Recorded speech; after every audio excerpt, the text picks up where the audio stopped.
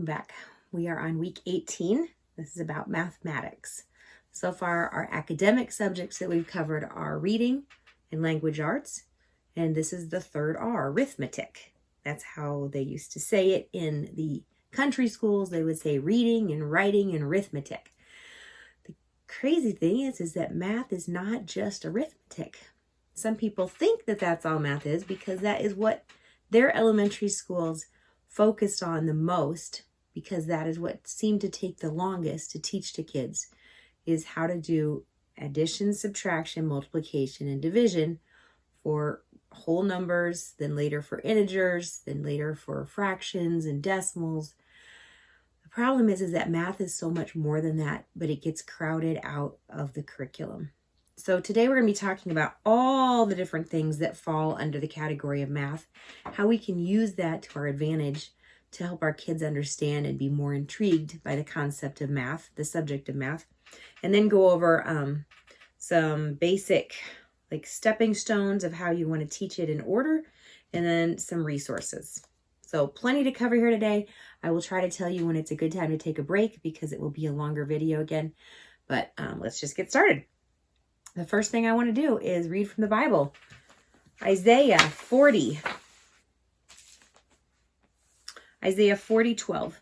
Who has measured the waters in the hollow of his hand, or with the breadth of his hand marked off the heavens? Who has held the dust of the earth in a basket, or weighed the mountains on the scales and the hills in a balance? Who has understood the mind of the Lord, or instructed him as his counselor?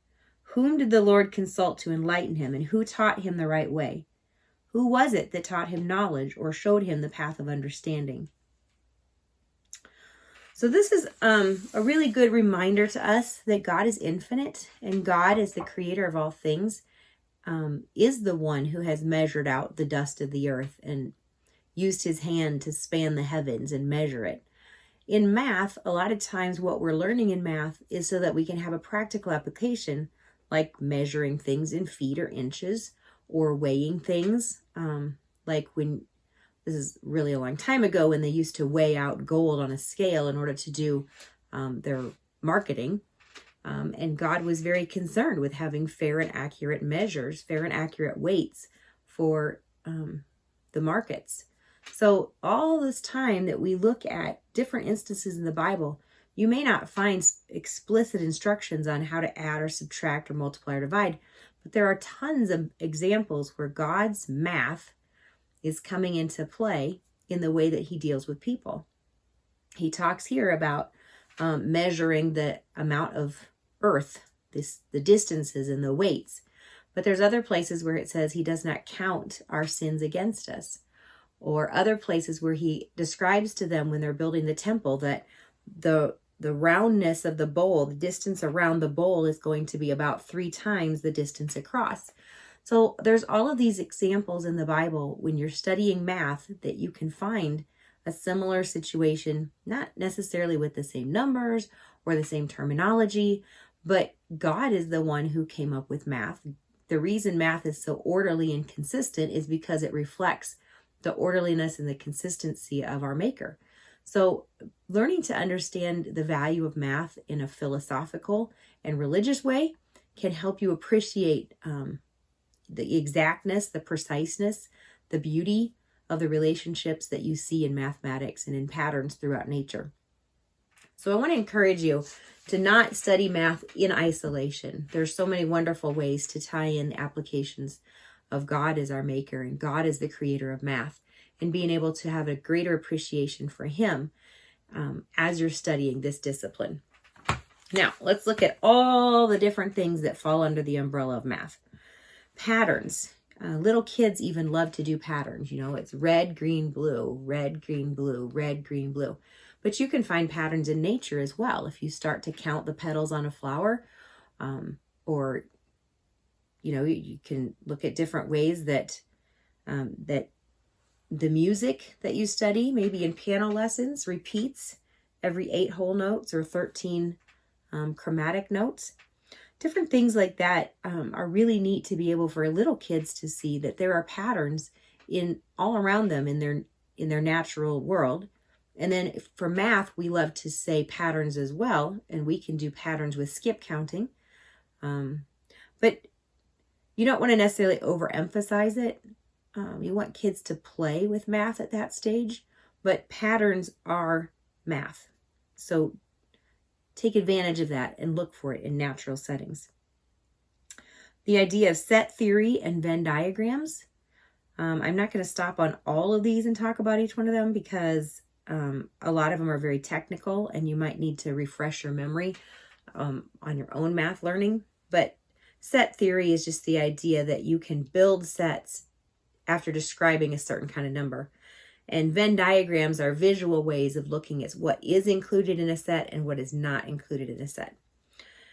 We've already talked about adding, subtracting, multiplying, and dividing. These are called the 4 operations, and they can be done on natural numbers, which is how we teach kids to count, 1, 2, 3.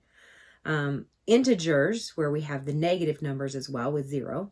Fractions, parts of a number expressed as one number divided by another number. Decimals, where we also have parts of a number, but it's expressed after a decimal point in base 10. And percents, which is a way of thinking about decimals, but it means out of 100. Ratio and proportion, this is fun to use in cooking.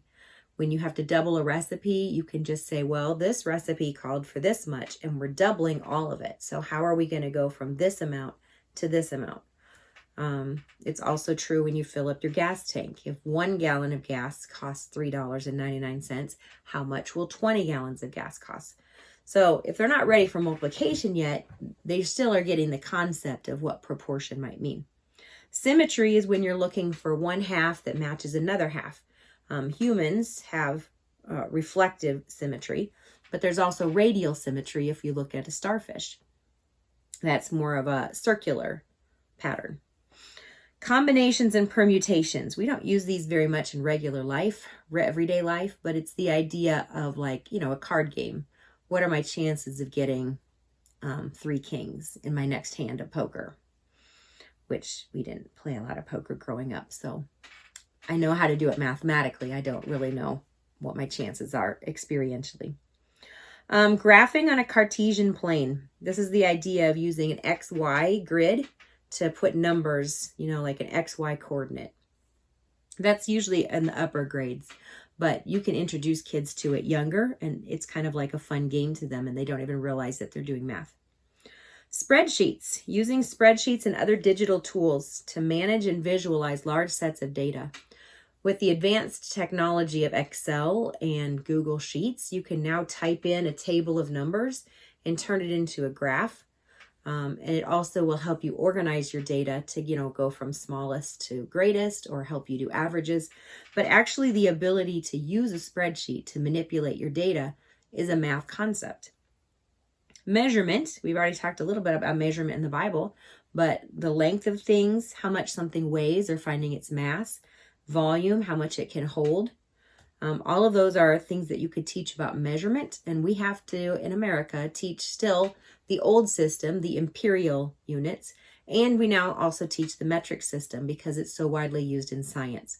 So teaching measurement using both those kind of units is a little confusing for kids, but if you can do it on a regular basis, like with cooking, or you helping your husband with a carpentry project, they'll run into inches, things like that. If you can tie it to everyday use, it is easier to teach it. Number theory, factors, multiples, prime, and composite numbers. This is all stuff that should be learned before you get into fractions. And so a lot of times if you look at a math book, you will find this chapter coming before the fractions chapter because it really helps to be able to get common denominators if you know what factors different numbers have in common. Classifying shapes and proving true theorems about them. This is what we usually call geometry, but being able to see a shape and name it, and then telling what that has in common with another shape. And then these true theorems are things that we do in higher level geometry, where, you say maybe two angles in an isosceles triangle being being congruent would mean that there's also two congruent sides in an isosceles triangle. And there's many, many ways to be able to prove that, but doing the step-by-step logic and deductive thinking that takes you from the first statement that is true all the way to the conclusion is a way of thinking mathematically. And a very old way of thinking mathematically too. I mean, that's what, Euclid's geometry from 2,000 years ago is still a valid way to teach this skill. Problem solving, which has also been called quantitative reasoning, is the idea of being able to read a word problem and then know what to do mathematically to solve it. And I did not realize that there were still some unsolvable problems in math until I was an adult. I think it would have been fun to introduce me as a kid to these ideas that there are some problems in math that nobody knows the answer to yet. I just assumed that, there were smart math people out there who had already solved everything, but there's not. There's actually monetary prizes out there for, the top 10 still unsolved problems in math that kids could use computers now to try to figure out if they can come up with a solution to some of these unsolved problems in math. Exponents and other radicals. The idea that you can not just multiply by a number, but multiply a number by itself a certain number of times. And then also the opposite of that, the square roots and the cube roots and so on.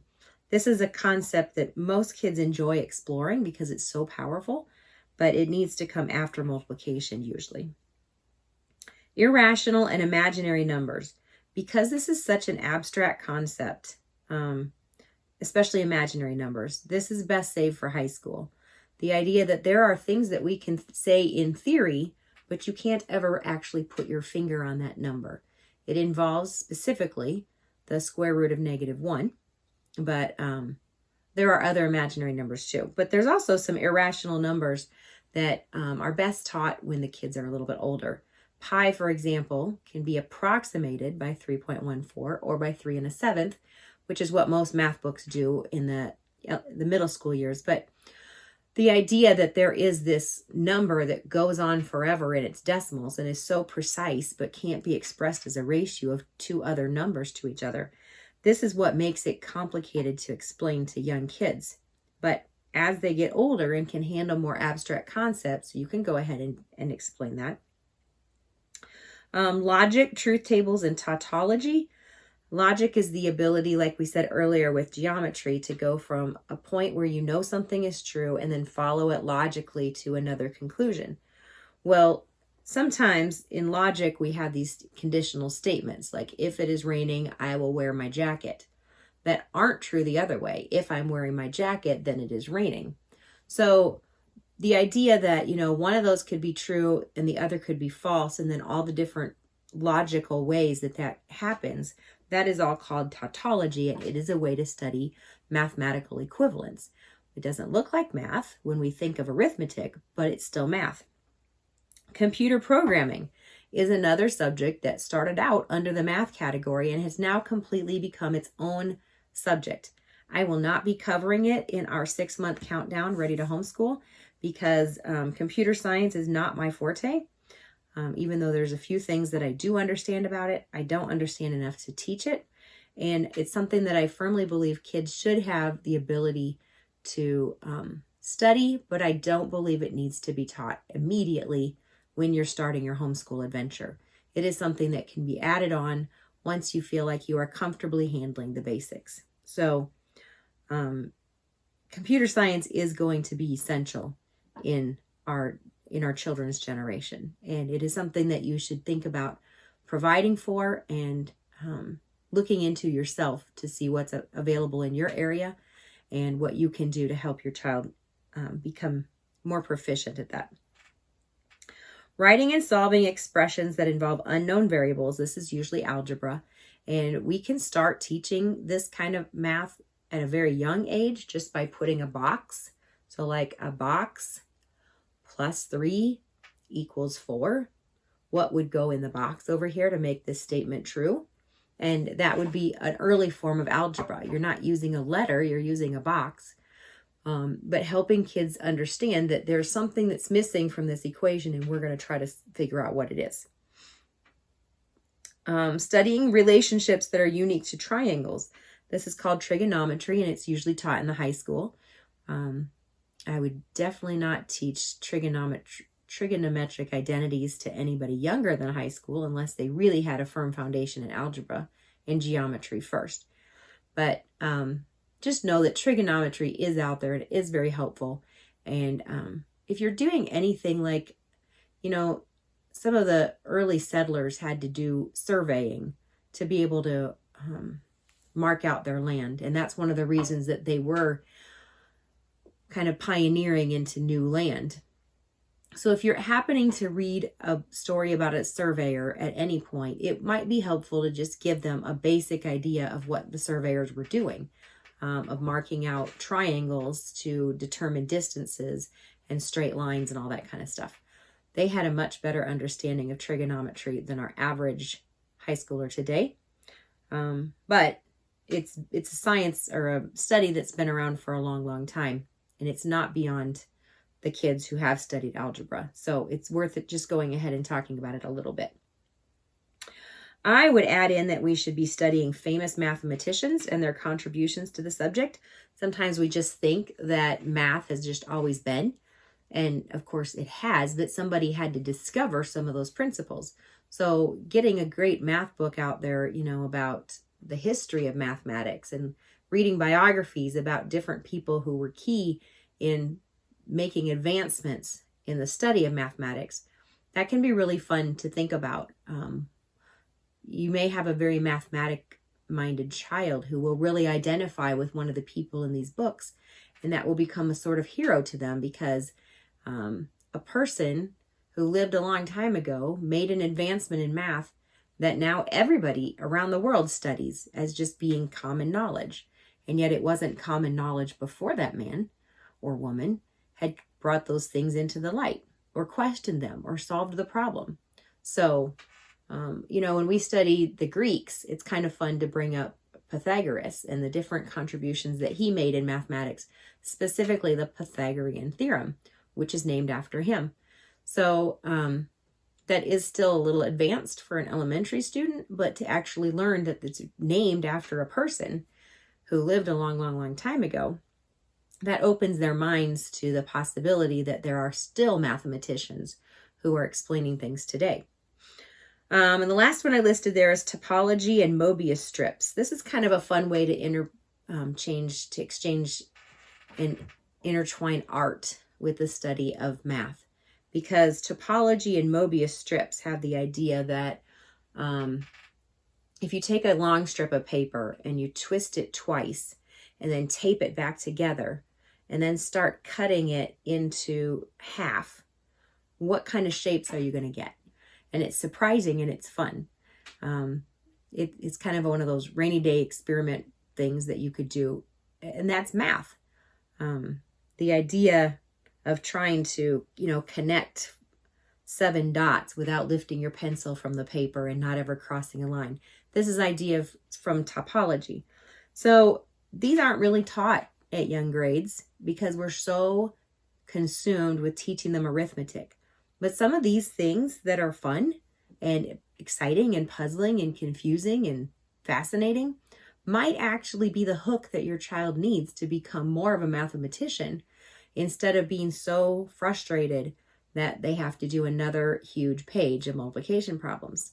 So I just want to challenge you to look at mathematics as a much bigger topic than it maybe was when you were going to school or what you are seeing in the curriculum that's offered, and start branching out and looking for other ways that you can include some of these sub-skills in your math curriculum in your home. All right, so let's talk about a little bit about what kind of progression you would see in your homeschool. And food for thought, I just want to mention an article that I read when I was back in college, and it's 1992 is when I read it, but it was actually written in 1935. So I've included a link to it on this page, and it's called The Teaching of Arithmetic, and it's 3 installments, 1, 2, and 3, The Story of an Experiment. And it's written by somebody who was the superintendent of schools in a large eastern seaboard state. And he was talking about how we waste a lot of our kids' time in grades 1 through 5 by teaching them arithmetic, a lot of arithmetic. And in doing that, we actually take away from them their ability to reason out problems for themselves, because they're so busy looking at the numbers and thinking, do I add, subtract, multiply, or divide? I'll just try this. And they're not really thinking about what the numbers mean and what they're supposed to be doing with the numbers. So it's a very long 3 articles, but it's fascinating because it made me think when I was going to college that maybe there are pioneers in education that, didn't get a chance to see all of their ideas come to fruition. And this one definitely didn't. We still overemphasize arithmetic in the early grades, thinking that somehow our kids will be left behind. His point is, if we teach kids the reasoning skills that go behind problem solving, we can teach them arithmetic in a very short amount of time when they get to 5th and 6th grade, because their minds will be mature enough that they can cover those topics much more quickly than the years that we spend of their childhood that could be better used to teach them English skills, reasoning skills, writing skills, speaking skills, and just take away some of the emphasis and drudgery of trying to always, do long division. It was really fun to read the article. I hope you will take time to do it and to think through what he's proposing, and if you have the guts to try it at your house.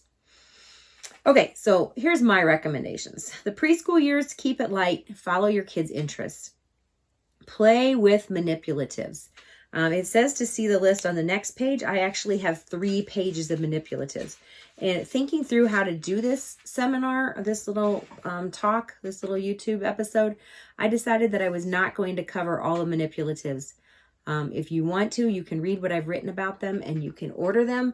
But I think what I'm going to have to do is save my manipulatives talk for the summer or after I've finished the 6-month countdown series, because I think that what I want to do is demonstrate every manipulative that I've listed and how it can be useful for kids and how you can use it in your own home.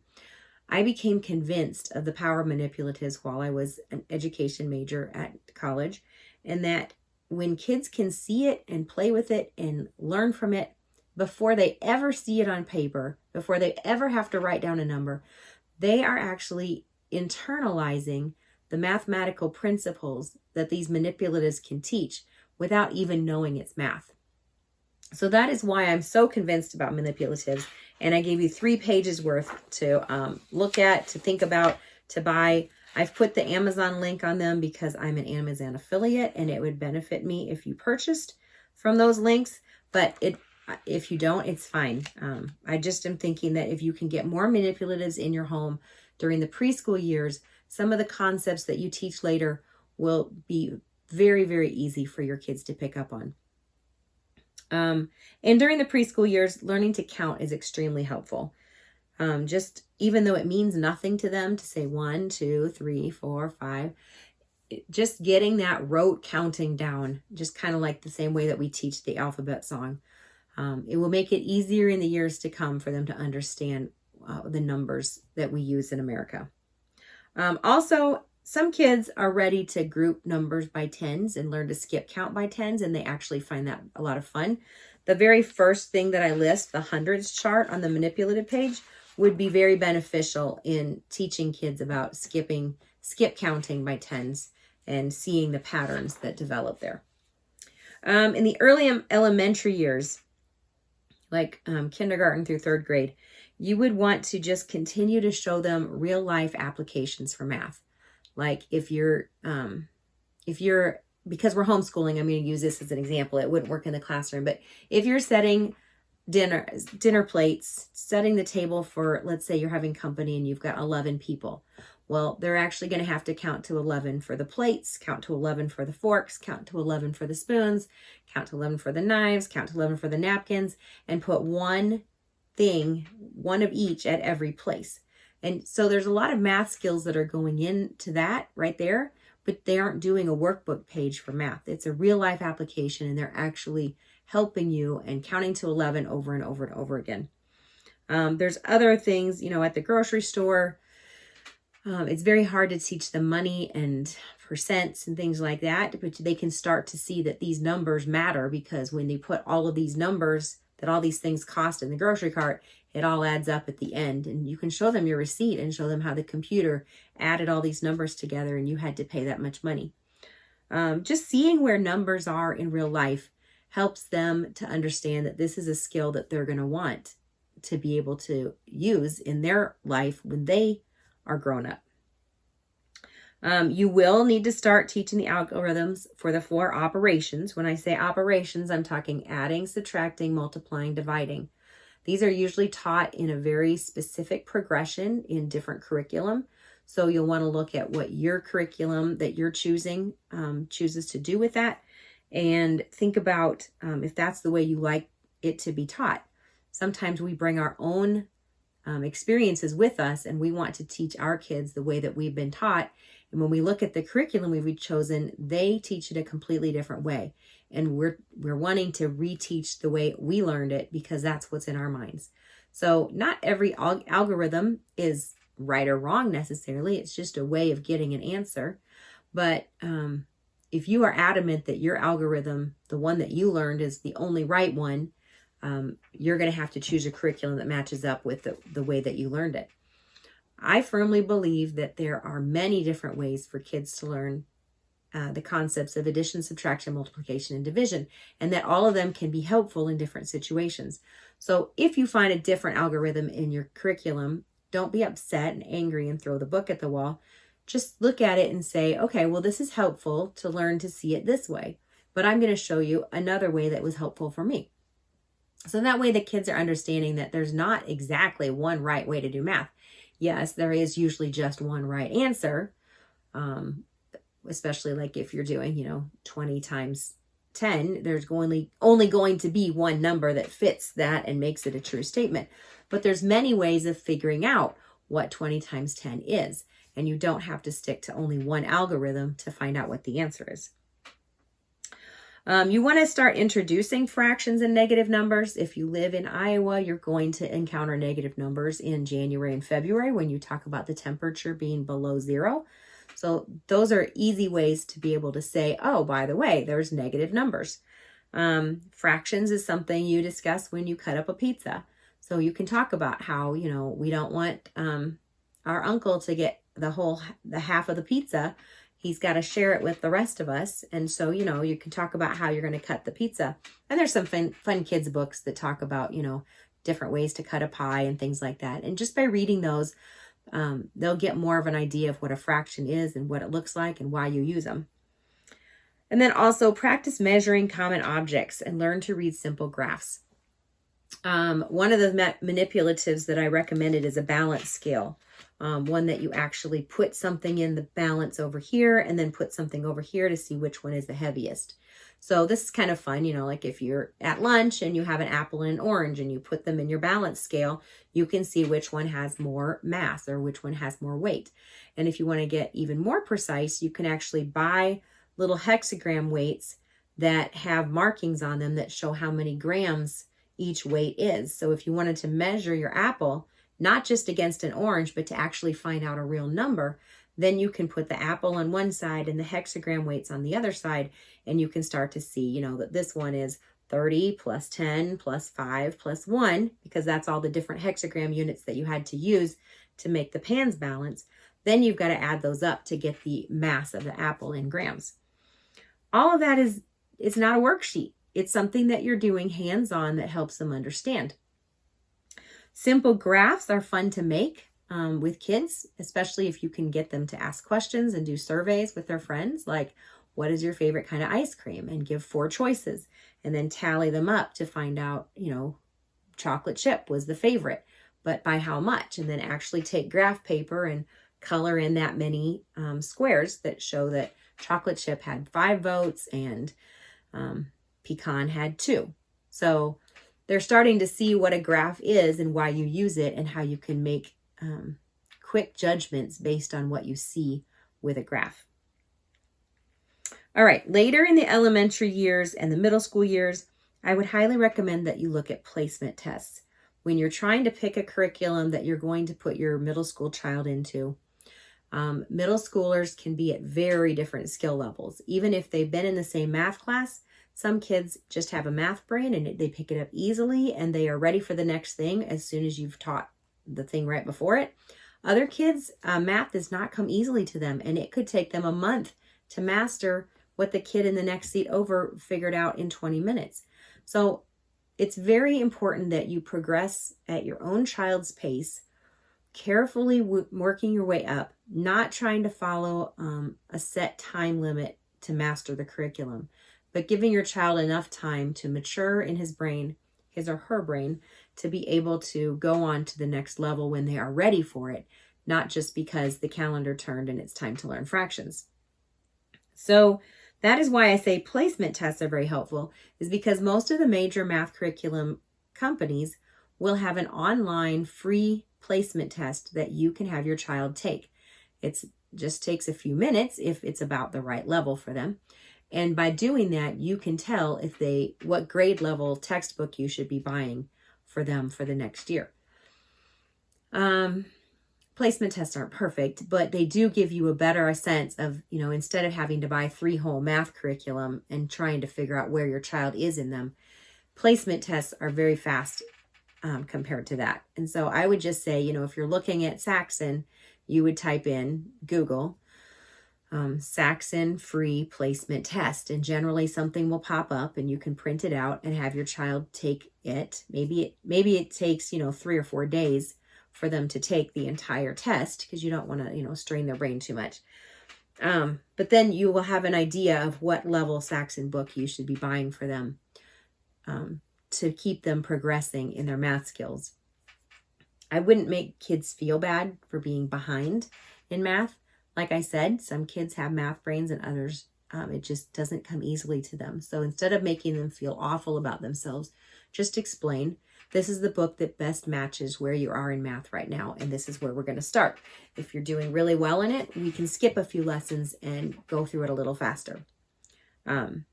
Especially if they can see the grade level on the front, and they're like a 5th grader doing 3rd grade math, sometimes that can bother them. But if you just explain to them that, you're just going to move through this book a little bit slower, and you just want to make sure that they have these concepts mastered before they go on.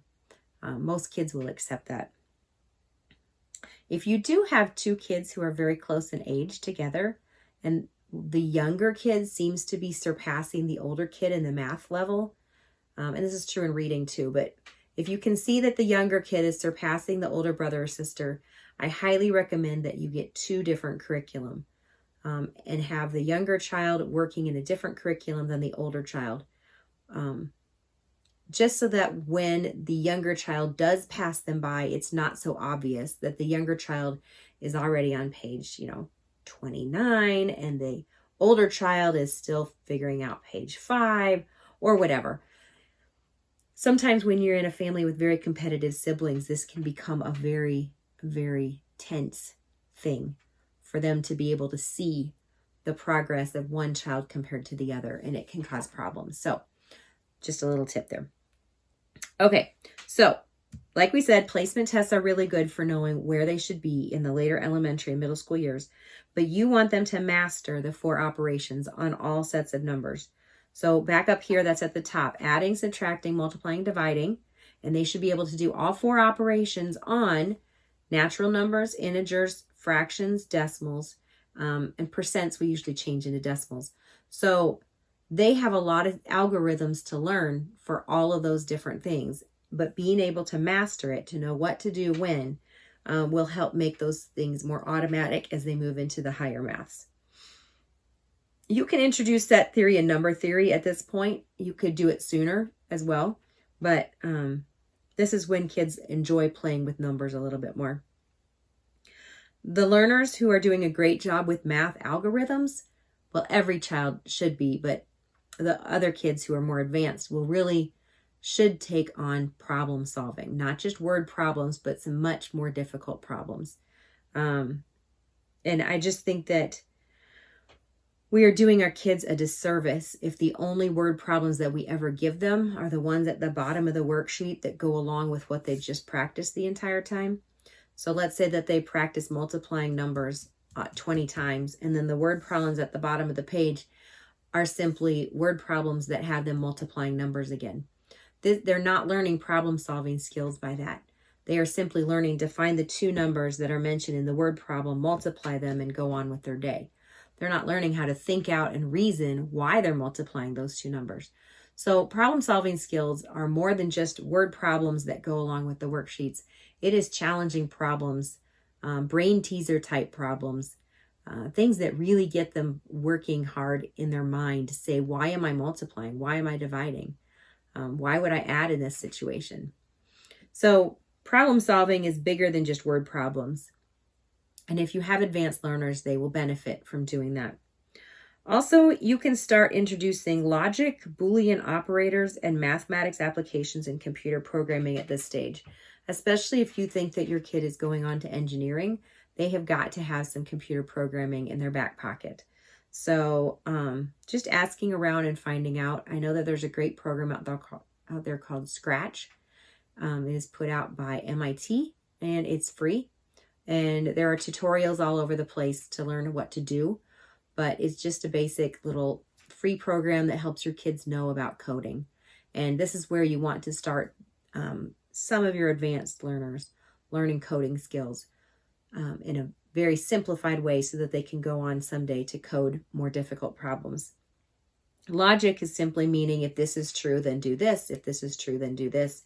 And Boolean operators are simply like, the and, the or, the not, that mathematically the computer can figure out if those things are true or false. Okay, about the high school and college years, there are some students who are going to need everything on this page and then some. I didn't even mention pre-calculus and calculus.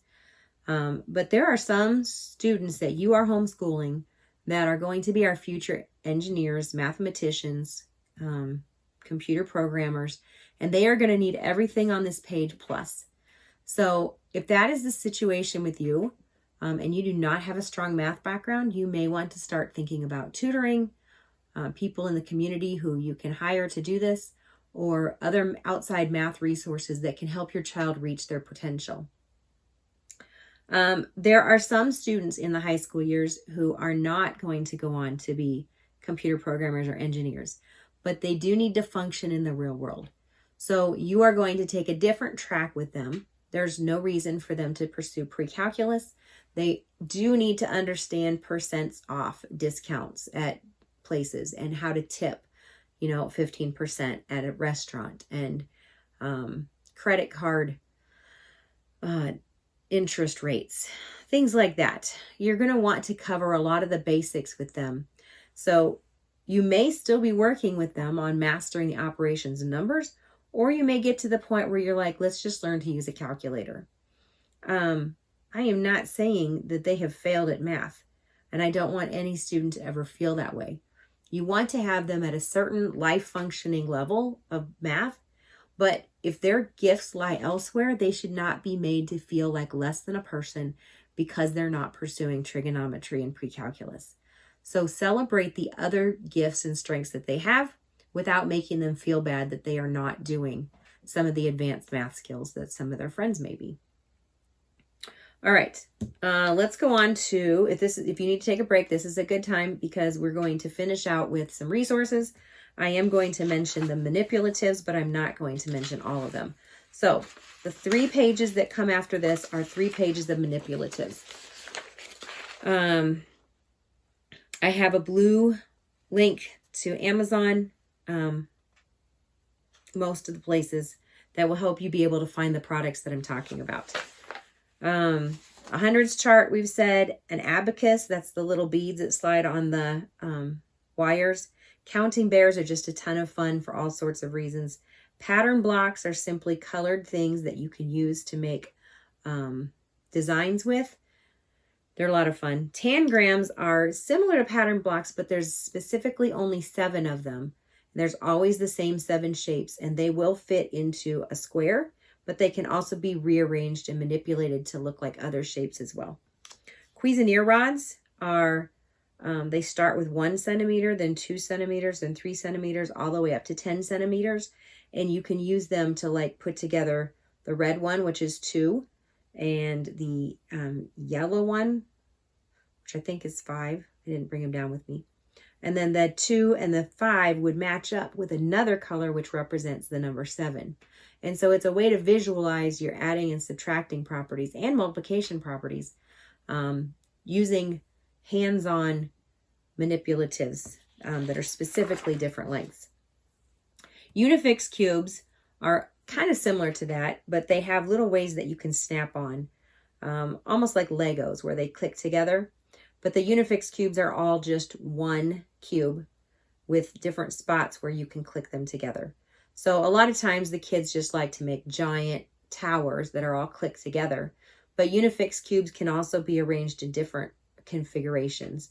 And that's why I said think like Tetris, where you have different combinations of 4 Unifix cubes, and then you can make them like we play the game Tetris where they have to fit together.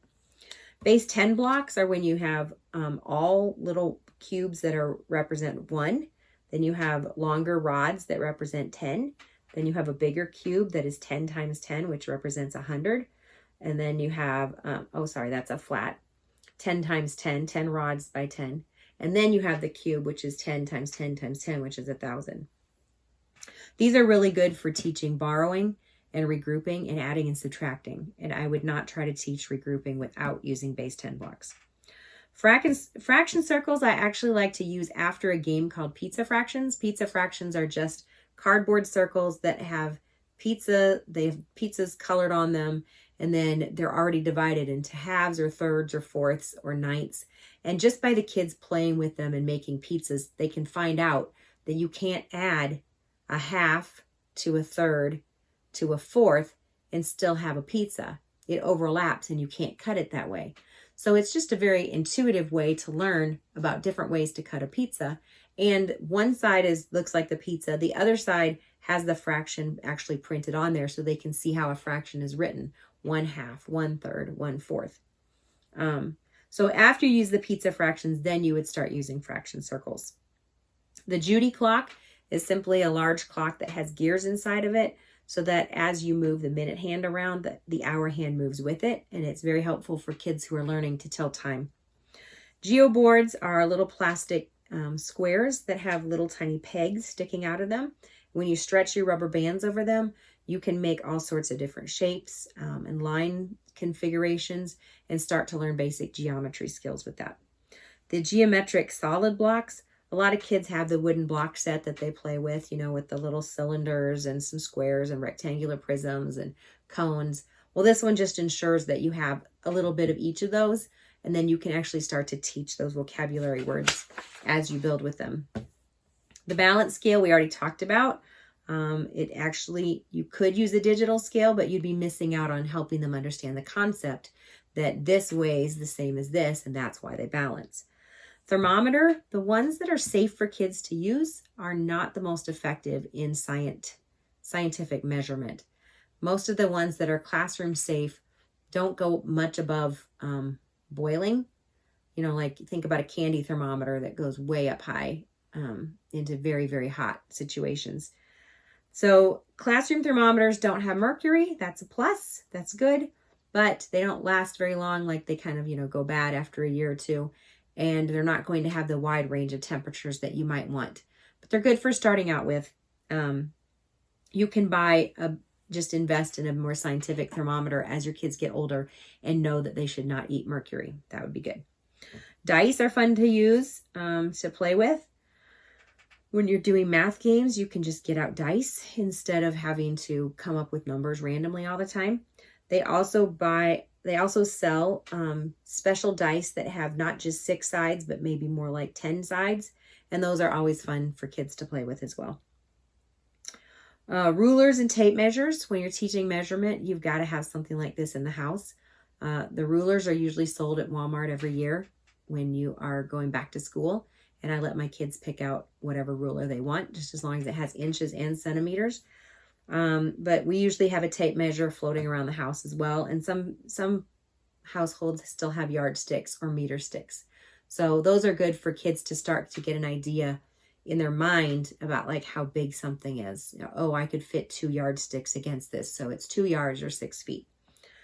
Graph paper, we talked about earlier, if you wanted to teach graph, like the bar graph skills.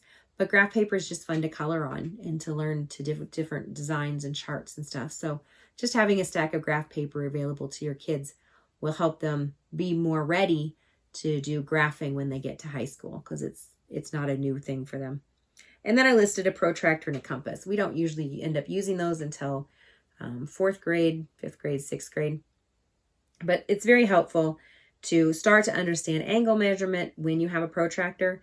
And compasses are very good for doing geometric constructions, which is just being able to use the principles of shapes and pencil and a straight edge to make all sorts of things like bisecting angles and bisecting lines and recreating a triangle from here to here. We don't need to use that as much as they did a long time ago because we now have computer software applications that make that super easy for us. But a protractor and a compass are a good thing to have when your kids get to elementary or middle school. Okay, let me just cover some curriculum real quick and then we'll be done. These are some of our favorite resources in teaching math. Mequon Math. This is a set of 6 books and the order's listed on the back. And they also have 3 teacher books that are good for all 6 of them. It's kind of a whole group system. You always start with the orange and work your way up. So the purple book is actually the last one in the series. But remember how I was telling you about Cuisenaire rods? They use Cuisenaire rods a lot in Mequon Math. So you definitely need a set if you're going to do this. It's designed to be a very hands-on curriculum, and it kind of seems to skip around a lot. In the back of the book, they always have a chart that shows you what the different lessons in the book are teaching. Subtraction, addition and subtraction, multiplication, fractions, divisions. I let my kids put a star sticker on the back of this every time that they finished a lesson so that they could see how close they were getting to finishing the book. But you don't need to do anything with this page if you don't want to. It's just I'm showing it to you so that you can see what topics of math are covered when in the different books. But you would want to do this in order, even if your child's a 3rd grader. I would still start with the orange book. They would go through it much more fast than a kindergarten student, but the way that they teach kind of builds on each other, and you wouldn't want to skip around necessarily. So that's Mequon, Miquon. I'm pretty sure it's the same company that puts out this series for middle school students. It's called Key 2. And then they've got percents, fractions, decimals, algebra, measurement, geometry, all sorts of things. And they're divided into small chunks so that they can be very thin little workbooks like this, and the kids can write in them. On the back, it tells you what's available and which book you have. This happens to be book 2 in the percent series. Again, I would start at the beginning and work your way through because it all builds. But these are hands-on. They do a little bit of explaining, and then the kid writes the answer. And then they do a little more explaining, and then the kid writes the answer. So you don't need a separate book for this. The workbook is the book. You might want to get the teaching answer key so that you can not have to do all of this work in your head to be able to grade them. Because like this is what my college teachers would call kill and drill and kill, where there's so many problems that sometimes kids get overwhelmed. But doing this many problems ensures that they're going to get it. The next one is Saxon. Saxon was a guy, John Saxon, and his idea was to spiral the math content as you went up. So he would cover a little bit of everything. When you look at his table of contents, there's not really units. Like there's not a fraction unit. There's not a percent unit. He sprinkles it in the entire book and then goes back and reviews it as they keep going. So when you do a lesson in Saxon, well, let's just look at 18. Problem set 18. Problem set 18 has an explanation on this page. A little bit more explanation, some examples with solutions. It gets kind of long. The practice set right here that's listed with A, B, C, D, E, all has to do with lesson 18. The problem set that starts with 1, 2, 3, 4, and usually goes to 25 to 30 has problems from this set, 18, and everything else that they've learned since the beginning of the book. And the way that you know which lesson it's coming from is it's in parentheses underneath the number. So like problem 18, what is the sum of the first 6 positive even numbers? If they're having trouble with that, they need to go back and review lesson 10. Usually, Saxon does such a great job of introducing things slowly enough that the kids don't even realize that they're stepping up gradually. By the time they get to the end of the book, they are reviewing everything from the beginning of the book till there, and they haven't had a chance to forget anything, which is why I like Saxon so much, is because they have mastered the skills that go in this book pretty much completely without forgetting anything. I have told people before that if you aren't really sure what your child has mastered and you don't want them to go through the whole book, just start at lesson 10. If they're doing great, do lesson 20. If they're doing great, do lesson 30. And so on until you find the place where they are not doing great anymore. Then slow down and take it lesson by lesson. Sometimes that can help you not have to do an entire book of math to figure out where they are. But again, placement tests would help with that. The next one I have listed is called Dive, Interactive Education. If you are not sure that you can teach the upper levels of math, this is a person that you can hire online, and he's got it all video recorded where the kid can do it on their own time. And there's examples, there's problems, and he's even available by email if you're having trouble understanding one of the concepts. So don't think that if you aren't good at math that you can't keep homeschooling. You can. There's a lot of resources out there, not just Dive, but other ones as well, where you can use the power of the internet to find somebody who understands math to teach it to your child and keep on going. The next one is Singapore Math.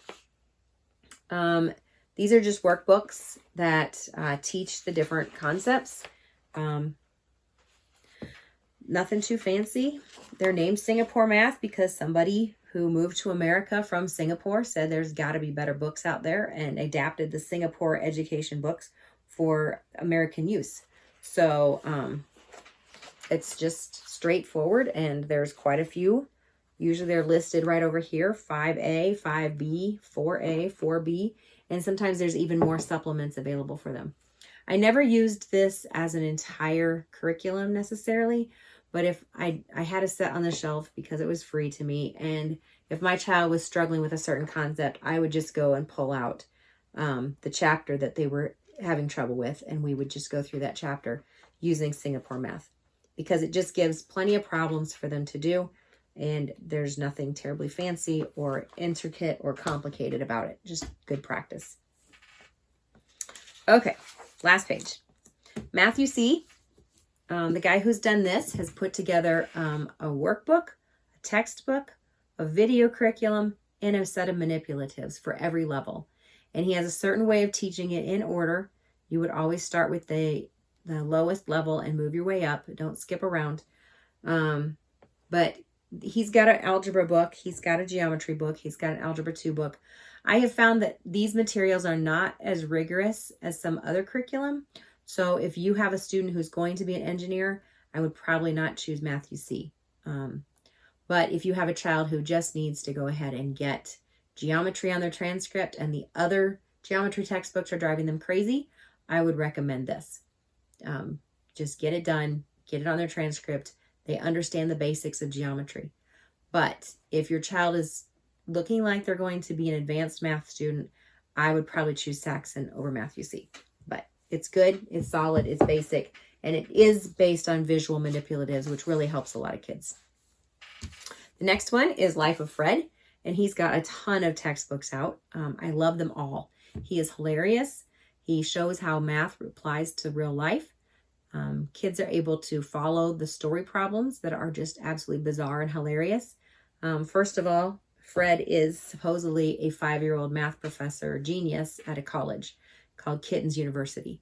And the situations he gets himself into are just ludicrous, but hilarious. So, Life of Fred covers everything that you would expect in a traditional curriculum, plus all sorts of extras and fun little trivia that go along with the story. I don't know that there's enough problems. It's definitely not drill and kill. there's enough problems to challenge a student. And before, when I was talking about how important problem solving is to challenging our advanced math students, this would definitely be a problem solving curriculum.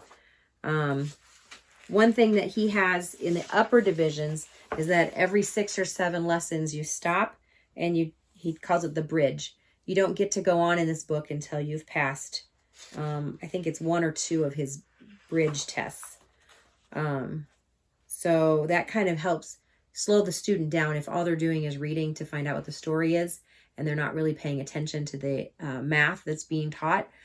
That will stop them and keep them from going on. But you also have to make sure your student's being honest, because sometimes he gives the answers to the problems right in the book. And so your child may be actually doing really well on paper, but not actually doing the problems and understanding them. So I would say keep an eye on your student if they're doing Life of Fred, but really, really good math. Teaching textbooks. Teaching textbooks is now mostly online. I still had one up on my shelf when they used DVDs or CDs. There was a textbook and a workbook and a set of CDs, not DVDs, CDs that you put in your computer, and they will actually teach the math lesson to the student. It's basically all written out.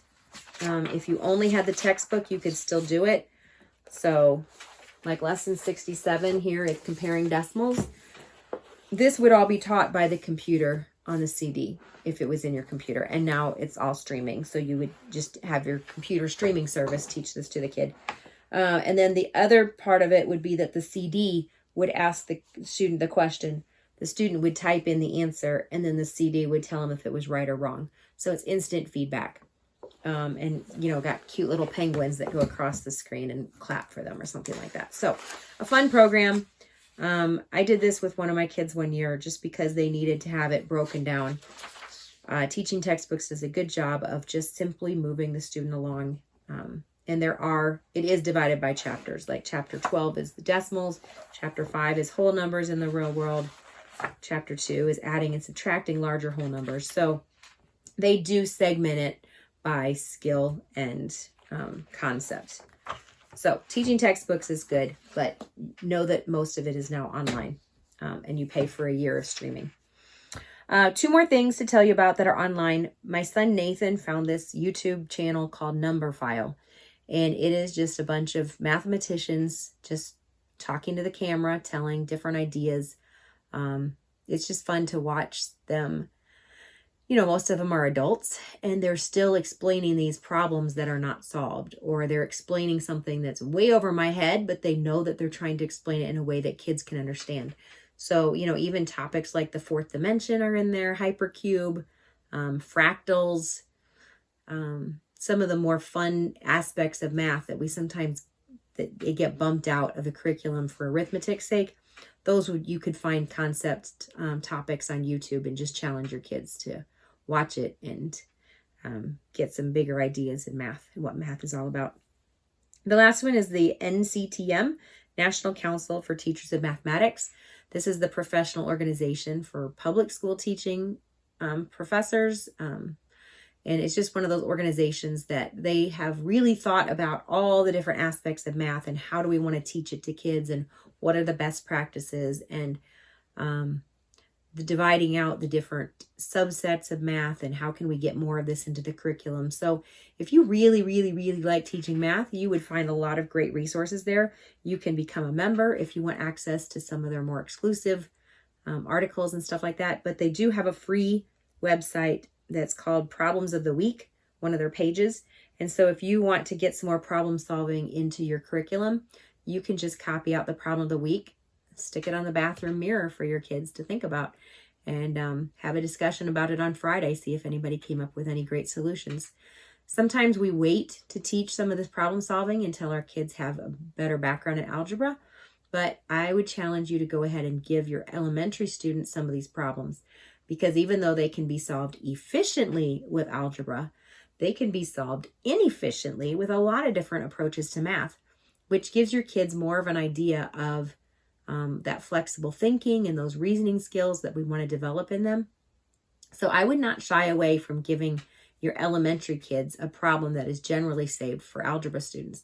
They might not see a way to solve it, but they might knock your socks off and explain something to you that you had no idea they'd be able to do at their age.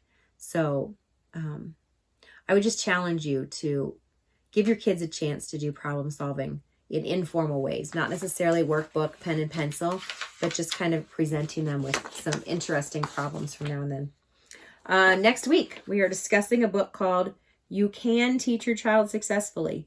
It is by Ruth Beechick. It's a classic. I hope you can find it and tune in. I'm sorry this was so long. There is a lot to cover when we talk about math. So have a great week. Thanks very much.